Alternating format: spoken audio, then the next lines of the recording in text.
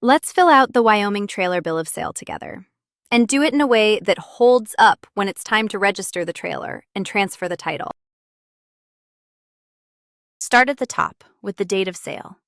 Then the seller's details. In our example, that's Anna Baker, with her address, phone, and email.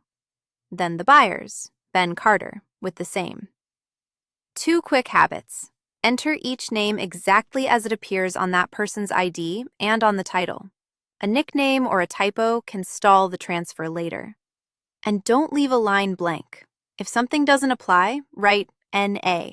An empty box is an invitation to change the document after it's signed.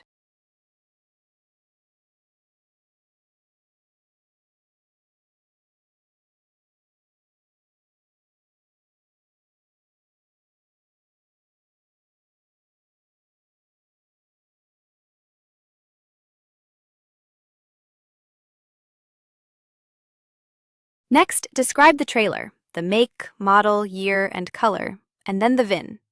Type all of the VIN exactly as it appears on the trailer's plate or the title. A single wrong character can hold up the title transfer, and a homemade or older trailer may need its VIN or serial verified before the state will register it.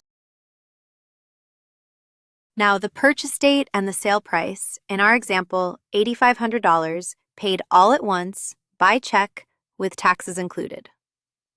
Write the real price. Lowballing it to shave the sales tax can come back as back taxes and penalties, and it leaves the buyer with weaker proof of what they actually paid.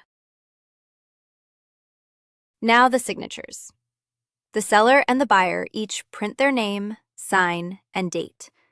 This form also has witness lines and a notary block.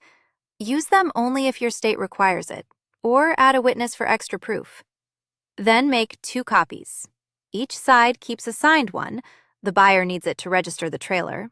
The seller needs it as proof they are no longer responsible for it. When selling a trailer in this state, here's what you need to know. First, let's talk about the title. Instead of a standard title document, this state requires a manufacturer's statement of origin, also called an MSO. This is the document that establishes where the trailer came from, and it needs to be transferred as part of the sale. That's the core requirement verified for this state. And we want to be straightforward with you, so we're only sharing what has been confirmed. If you have questions about signing requirements, notarization, odometer disclosures, or sale price documentation, we'd encourage you to check directly with your state's motor vehicle agency for the most current guidance. Remember, this is general information, not legal or tax advice.